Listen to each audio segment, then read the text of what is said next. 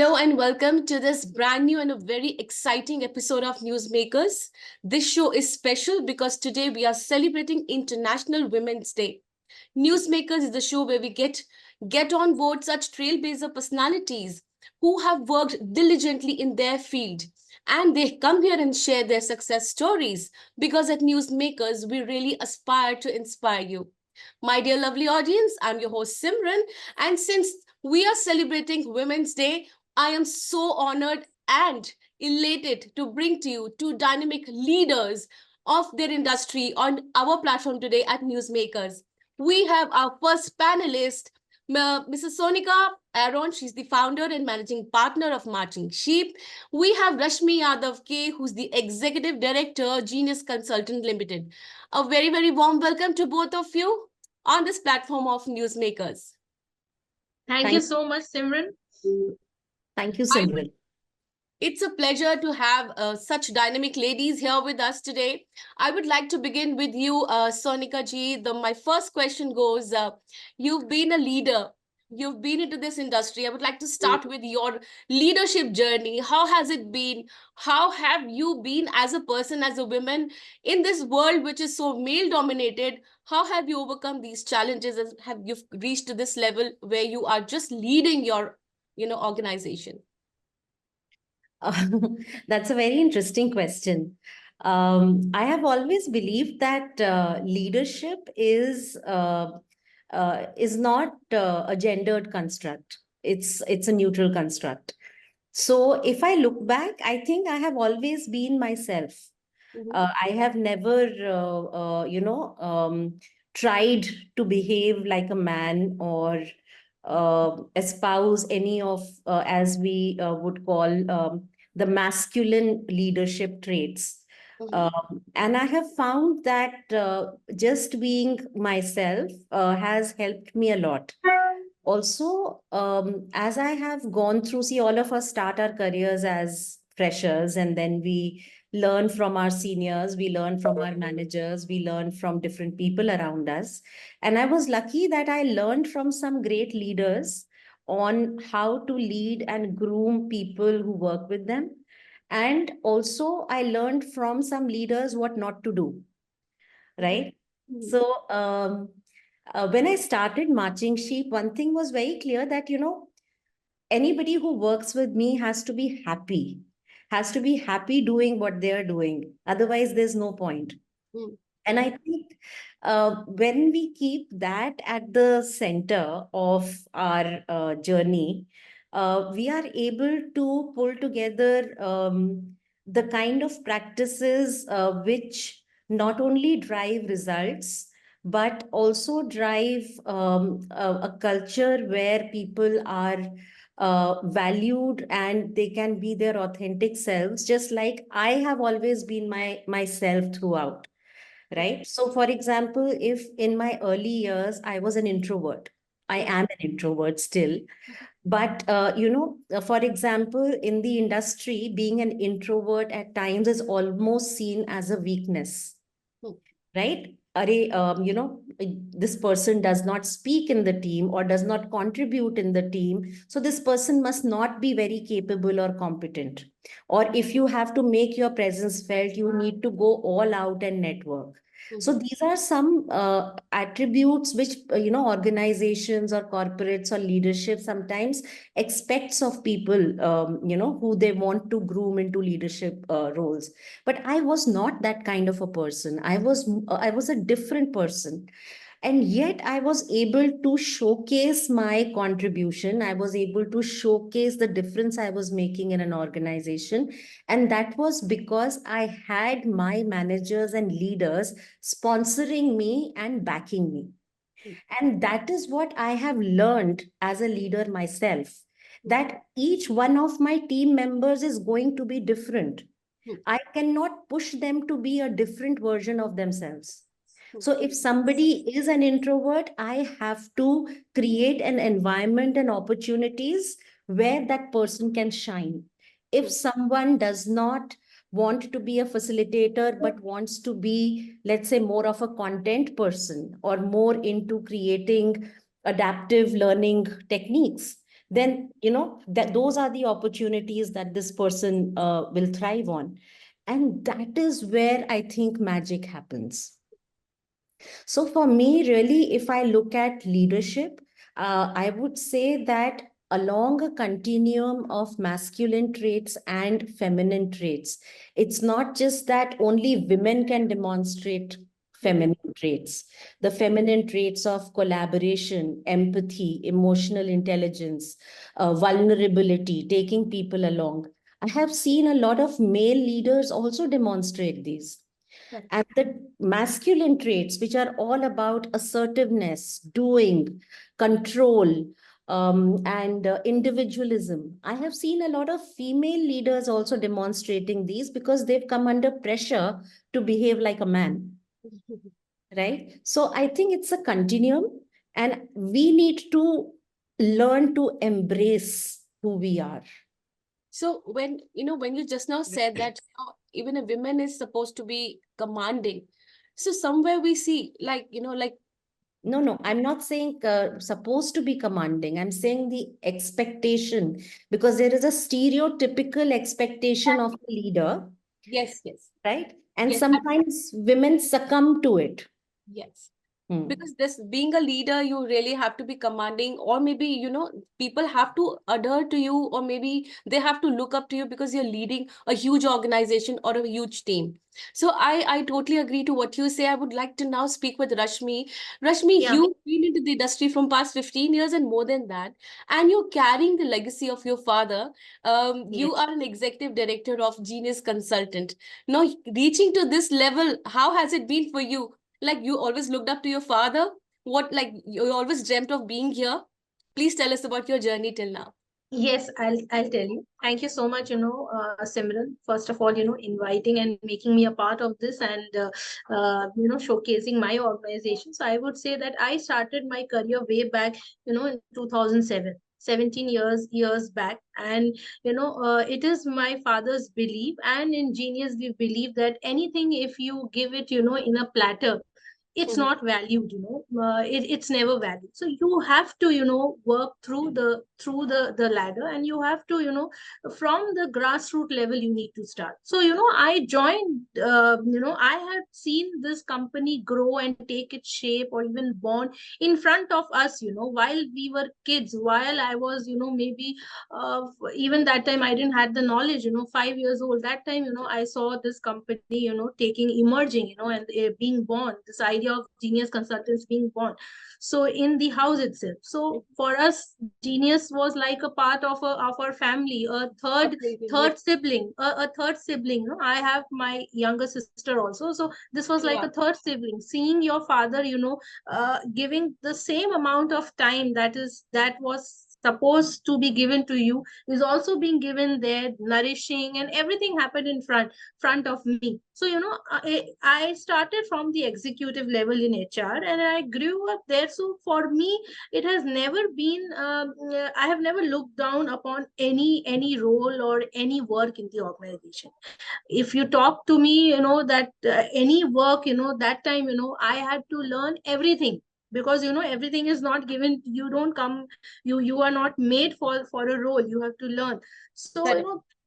so I have done that. So there is no qualms about it, and I'm never ashamed. So let's say, if you talk about that, whether if you have to manage a paper or doing this, I have done everything. So I'm glad I could do that. And carrying my father's legacy, yes, that is a dream of every child, to fulfill the dream of their parent, and that is one of my dream too. So Wow. in doing this, if I'm able to achieve even 1% of what he has dreamt, I will be a winner in that.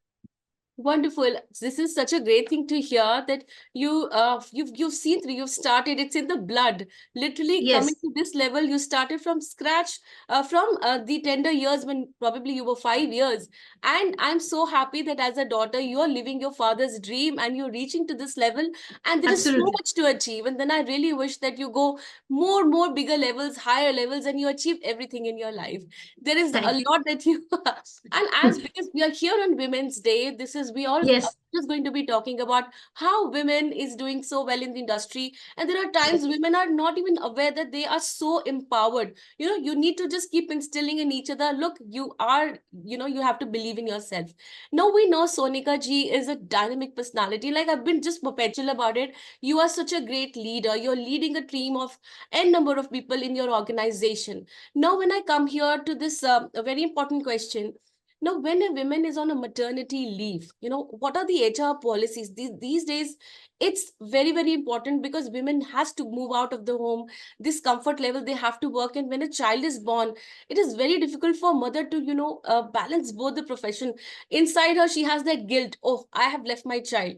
Now, how does HR help? How does an organization help her, get out of this guilt? Okay. So first of all, Simran, thank you for all the praise and the honor. I mean it. uh, but it's my job, so thank you, but thank you. So now, see, it's a there is no straightforward answer to this. Okay, so if I were to break this up a little bit, and I would also like Rashmi to add her, Yes. because it's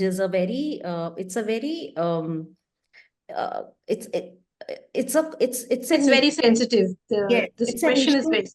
Yeah. which affects just about every woman who Yeah. decides to have a child, right? Yes. So, see, when I started my career almost 20 years back, nobody was even talking about diversity, equity, and inclusion, right? It was not even a part of an HR strategy. Forget about it being a part of a business strategy. It was much later. It was 2007, 2008 that, there was a lot of research which started coming out, and organizations started getting top-down mandates that hire women. Right? Okay. And at that time, maternity leave used to be just 12 weeks in India, right? Now, typically, a child nurses for at least 6 to 8 months, That's right? Now, what tended to happen at that time, rightly or wrongly, that a lot of women would proceed on maternity leave and they would not inform their organization of their plans. They would be all, as if they would come back after maternity leave, and many of them would not. And the organization would just get to know a day or a week before the maternity leave was supposed to end, which left the manager or the organization in a very tough situation. They had lost 3 months wherein they could have hired a replacement, etc. Now, here it was not that the woman was also at fault, because woman was also scared that if she revealed in advance that she would not be coming back, would the organization pay her for the 3 months of maternity leave? So it was all a very murky situation. So normally women tended to keep quiet. They would get paid for the 3 months of maternity leave, and then they would choose not to come back, and so on and so forth. Now, that perception that once a girl gets married or once a girl has a child, her priority will change.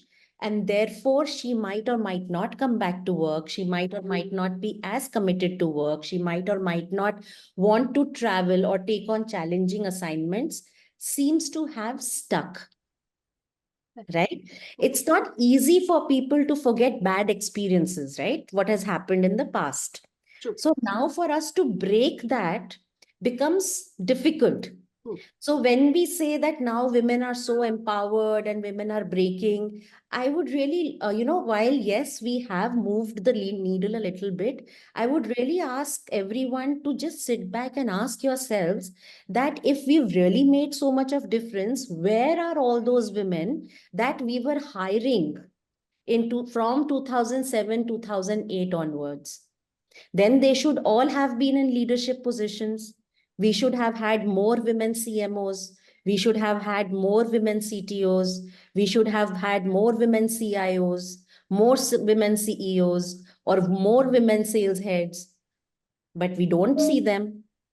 right? That is because while the pressure was to hire and say that move the gender or the female representation from 5% to 10% to 15%, the entire ecosystem or the policy or the mindset was not getting addressed. Mhm. And an organization is a subunit of the society.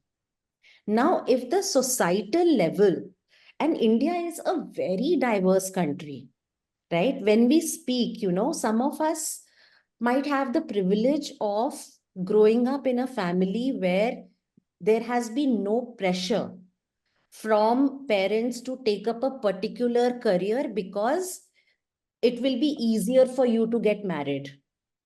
You will not earn more than the groom, so it will be easier to find a groom, right? You will have a desk job, so your complexion will not go bad, right? So some of us might have had that privilege, but there are still people who do not have that privilege. So if we forget about metros and mini metros, and even in metros and mini metros, there are people. In fact, I recall almost just before COVID, I had done a session with a very well-known big, I don't want to name the consulting firm, but the consulting firm hired the creme de la creme from institutes. And I was doing a session for the women with 3 years or 4 years of experience. And those women were not willing to speak about their career aspirations in a common group. But each one of them came and spoke to me that, Sonica, there is pressure on me from my family to lose weight, Mm. to become fairer, to not do field visits because I should not go out in the sun, to to settle down, to get married, do not take a posting outside of India because they are looking for a groom for me. Now, when you are asking me what are your career aspirations, what do we tell you, right? Yes. So coming back to your issue, your question that maternity, I would say it's not just maternity. I think the sticky floor, as we call it, happens at different life stages of a woman. Even if the age is when it is considered quote unquote the right marriageable age, Mhm. between say 25 and 30, right? That can be a challenge if somebody is I have often heard of women say, I will not look for a job change right now because it will anyways happen after I get married. Now the question is, why would only a woman look for a job change after getting married? Why cannot her partner look for a job change? But that is a social conditioning that gets seeped in, Mm. right? That is one. Then the other is, of course, maternity. Then as the children grow, sometimes today people are choosing to have one child, two children, and then those class 10th and 12th exams, which are like super critical in our Indian education system. God knows why today nobody asks me my 10th uh, class 10th marks or 12th marks. Rashmi, had anybody asked you? Never, never. But it is It so is high. very important. Yeah. My Yes. son is going through class 10th, and trust me, every day waking up at 5:30 and helping him. And my daughter is in class 6. Exam March, I tell you, is the worst month of the Yes. Yes. It year. is. So class 10th and 12th, and then aging parents. Why the assumption that aging parents, whether it is the woman's parents or in-laws, are only the woman's responsibility? Right? So Mhm. I think a lot of these life stages today, and for no fault of the woman or no fault of the organization, Mhm. that is how our societal construct has been. Right. And as women, we have to take charge of breaking this cycle, Correct. right? And we have to make our partners allies in this. Exactly. Like I keep telling my husband that you are my partner in crime. And when I go and I, do a session, I very proudly tell them that, listen, I travel 20 to 21 days in a month. I have two children, one dog, two cats, and only one husband, right? And, it's fine. And I really doesn't bother me if anybody judges me that, array 10th class, 10th mein hai, and, she is not at home. And she has a class 6th mein, she has a child and she's not at home. I say, I don't bother, but then I have an ally in my husband, right? I have an ally in my mother-in-law. I have an ally in my team. But I had to make this choice of breaking the cycle and Correct. not succumb, Exactly.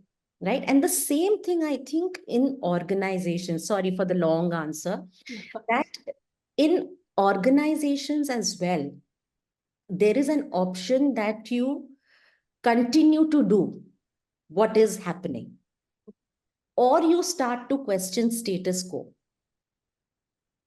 Why is it that when we come back from maternity leave, that we are given simpler roles? I want to travel. I want to continue being in sales. I want to have a challenging assignment. Not every woman takes or, wants to continue being mollycoddled. Don't take away that choice from them by assuming, Mhm. Exactly. right? So I think here there are two things. One, it is not an HR responsibility. Here, every manager needs to be sensitized. Think about an organization which has 50,000 people, 10,000 people, 1 lakh people. HR cannot look at every case individually. So every manager needs to be sensitized. Guidelines need to be in place on what are the options available when a person comes back from maternity or paternity leave, or let's say parental leave for that matter, right? Even a man might want to, spend time with the child. What if a man is a single parent? Correct.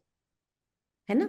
Mhm. So I think we need to change the way we are looking at things. The entire lens has to change.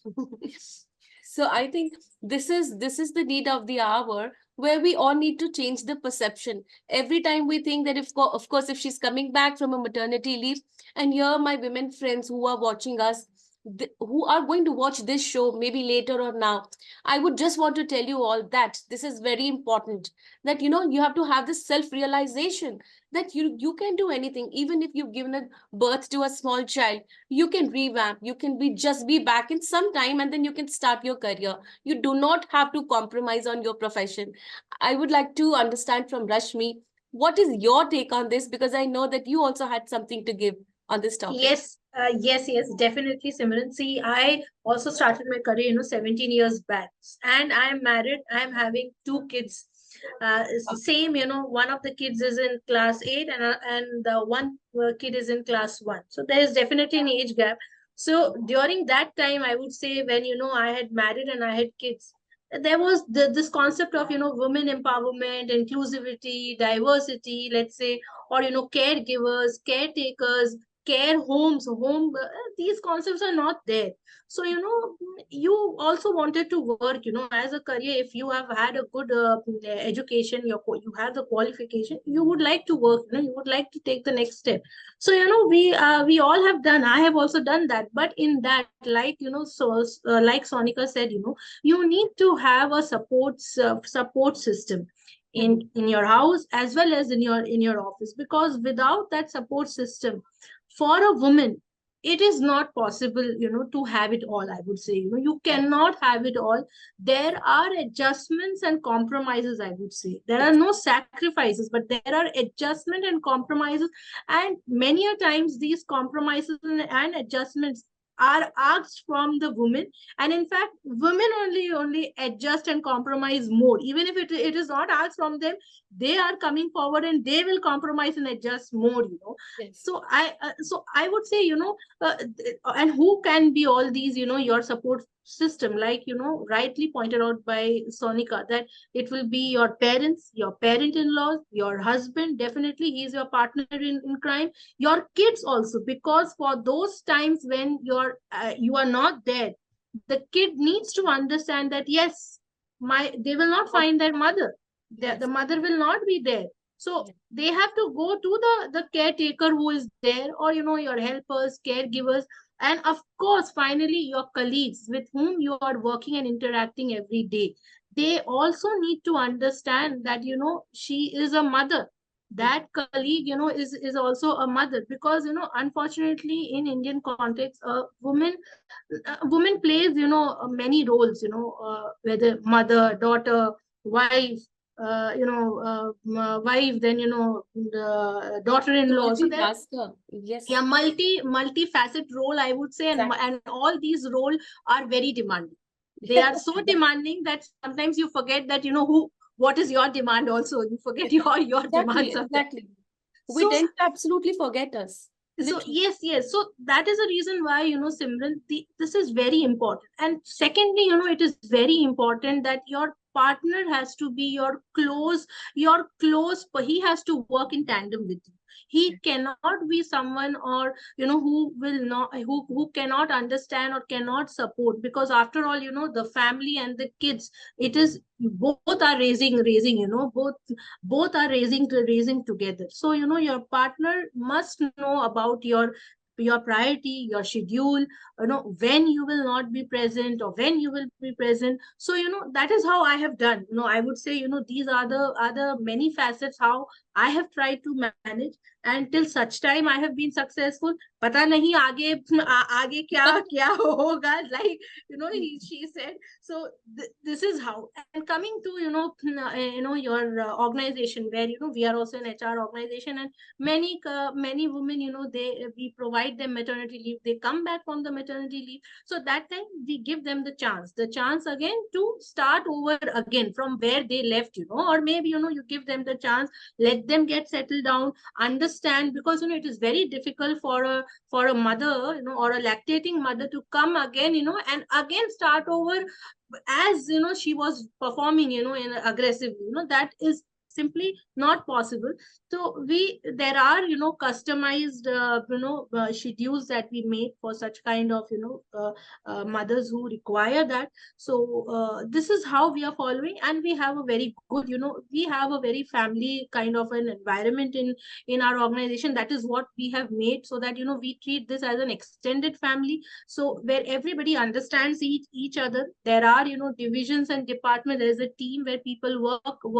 So and that's how the team, then we segregate the task, and the task is shared among all. So this is how we are doing, personally as well, and professionally. Of course we have a long way to go. Like so Sonika said, the mindset needs to change, the society has to change at large. And basically this has to start from the home itself. When we say this, it is like from the home it has to start, because your biological clock and your career clock are never in together. They Same. can never meet. They are always anti-working. They are always parallel, tangent to one another. When you grow up in the ladder, that is the time your kids, they go into teenage life, they need you, your husband needs you. When you further grow up into your decision making life, then your parents need you. Maybe So you- these two can never meet, but somehow you have to adjust, compromise, and manage. There are heartaches, but I would say there are no sacrifices, but there are heartaches, definitely. What a wonderful, outcome that I've got for this particular question. So I would like to speak with my audience here. Now that you're meeting two very dynamic leaders, and both of them, they have really made it sure that you have to put your word forward. as a woman, you have to move out. You have to make your family. It starts from family. You have to tell them that, look, I have to work. And of course, you do not have to just sacrifice on things which are very important, but it is important for us to put our word forward. We are of women of today. We need to work and we need to be independent. We are empowered women and we need not need any validation Yes. also. And Yeah. but still, we are at such a time now. This question is not HR. This is my personal question, and I, as a woman, I've from both of you would like to hear. Now, this time is such where everyone has to be like fit, healthy, fine, and you have to look really in a good shape. Now, this has come as a challenge for every woman that you have to be in good shape. Now, again, you're managing your home, you're managing your profession, but still you have to look like a movie star. Now, this is a big thing for every woman. I'm sure all of us, we go through this.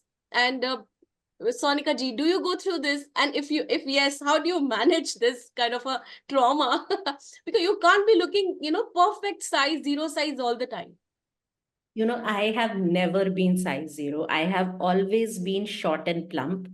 I have been mocked and body shamed from the time I was a kid in school. Okay. My nickname, I remember the first time it was in class 3 that one of my friends called me Motu. Okay. So I've never ever been size zero and I've never be even aspired to be. Okay. So, yes, it used to hurt when, it used to cross over to serious body shaming. And Mhm. unfortunately, a lot of it used to come from extended family. Correct. They would not even realize it would come in the form of, this doesn't suit you, this doesn't look good on you, why don't you wear this and that. And so, beyond a point, one just stops bothering about it. Mhm. So, and, again, a very funny example. When I became a consultant, somebody said, "Why don't you take image consulting as a this thing?" Because there is a certain image of how consultants need to look. There is a Xerox copy, right? Keratin straight hair, stiletto heels, Mhm. pencil skirt, or something XYZ, wearing westerns, etc. And you should not wear, I think, prints, or there's a lot, there are a lot of do's and Exactly. don'ts, level 1, level 2, level 3, level 4, and all of that. And I was like, why can't I be just myself? I want to wear my the kind of jewelry I want to wear. I will have good hair days, I will have bad hair days. I don't want to waste my extra half an hour of sleep because I need to deck up. I don't want to put on makeup. I don't want to know what is BB cream, CC cream, DD cream, and which color suits me, which color does not suit me. I don't have that kind of time. So I just don't follow anything. I wear what I like. I don't put makeup. Even now, I don't even own makeup. Today, I get makeup tips from my 12-year-old daughter. So that's where we are. And when did I start looking after my health was January 2023, when my blood reports told me I was pre-diabetic. Oh, okay. That was when I said, wake up, because your kids are still young. So now you need to do some things to be healthy and fit, not because you need to fit into some jeans or you need to fit into some top, but because you need to be fit, you need to be energetic, you need to take care of your health. You can't become from pre-diabetic to diabetic and then, get all sorts of problems. So today, when I watch my diet, when I don't have sweets, or I make sure that I walk after every meal and I complete my X number of steps, I do 3 times workout in a week. It is not because I want to lose weight. It is just so that my HB1AC report comes okay every 6 months. Mm, Yeah. mm, So, so that's it. Now, I don't think simply because I am short and plump, my children don't love me, or my husband doesn't love me, or my clients don't respect me, or if I have a bad hair day, I will not do my session well, or if I'm wearing a sari with flowers on it, people will not listen to me. I just loved your answer. And this is what I really personally want all the women to understand. Being size zero is not that we look up for. We need to be healthy. And here I would like to ask Rashmi again here the same question. Because as Yeah. a woman, we all go through such cover, like, body shaming and a lot of such things that we also go through. Have you ever faced it? Although you look in the best of your health, I mean, all of us look otherwise. Yes. But yes, but how have you ever faced such a thing that you should look like this? See, I would like to put it like this. For a woman, generally, it is very generalized that the looks go along with the woman, in whatever she does. Even if she is not working, looks matter a lot for women. तो Exactly. मैं क्या पहन रही हूँ, कैसी दिख रही हूँ, क्या पहनना है, क्या कलर कॉम्बिनेशन होनी चाहिए. This is more important than, and generally she forgets that what is her for her what is important, she forgets. So this is something which all women should come out, right? Like Sonica said, I am also in my early 40s, so for me right now it is more important to feel healthy and look healthier. So there are lot many things that I also do now, maybe medication, yoga, some exercising, but I never go, or I never feel that what the third person or the second person is thinking about me or feeling about me. Because we we are a working woman, we have to come in the office and we have to work for the whole day. You don't know, sometimes you face with such challenges from your clients or maybe from your own people that you forget how you're looking, because generally you are so pissed off sometimes, and you're so in that mood, aggression or demanding, that you forget that even that, did I put lipstick or did I put any makeup or not. So I would say for women, now, see, in today's world, I think looks are not that which matter a lot, other than if you are a personality of interest, where looks are the ones which help you to go ahead in career. It is of course important in those careers, but other than that, women should be more concerned about their health, about their well-being, and about their mental health. Exactly. Because the mental health is something which all the women go about, but that is something which is sidelined, and the women herself doesn't understand that what is happening. So generally she keeps on hiding behind that makeup that she puts. So I would say the three things which are more important now, other than the look, is the health and the mental health and well-being of the person. So this is where the focus should be, Sonica. Very, very true. I loved your answer. Yes, Sonika ji, you have And it. I just want to tell Rashmi, she does look younger. Yeah, of course. Yes, I would like to tell you here that when you told me that you have two kids, I was surprised because I really thought that you're still unmarried. No, please. So it's I so will take wonderful. that as a compliment. Yes, Thank you it so is a much. compliment. Yes, of course. So it's such a wonderful answer here. We've just got to know here that all that matters is your mental health. Yes, we need to be healthy. Like Sonika just told us, Sonika ji, that you need to know that, of course, yeah, it was an alarming situation for you कि अब मेरे को diabetes हो गया, now I have to go back to my routine. No, we would not want to reach to this problematic thing, but yes, we need to be healthy and we need to do everything because we are like हम कहते हैं कहा जाता है कि औरत शक्ति है. She is having, she works diligently throughout the day, right from the morning till the night. She's just running all through. So then Yes. your health is important. Take care of your health. Inside health is important. Your mental health is important. And to achieve this, anything to achieve this happiness, I think this goes without saying that we need to be happy every time because a happy woman can raise happy kids and have a happy family. So here, I also wanted to have lots of other discussions, but yes, we are constrained with time. I may want to have this, not doing this session as a TV session or a show session, but yes, as another session to be chit chatting. But since I have to just end it up here, thank you so much to both of you for coming here on Newsmakers Show. This is a special Women's Women's Day special show, and I am so fortunate to be sharing stage with these dynamic ladies. And you have given me such important tips to follow. I'm going to follow them. And thank you so much to both of you once again. Thank you so much, Sonica, Simran. It was a very mind and enriching discussion that we had. Got to know Sonica, got to know many things, and also came to know about you, Simran. Thank And both of you, Sonica, you have been a very vibrant, and Simran, you have been an excellent host. So thank you so much for making me a part of this.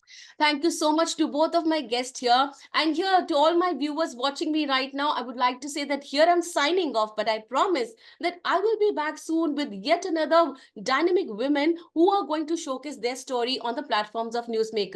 Till then, stay happy and stay blessed. See ya.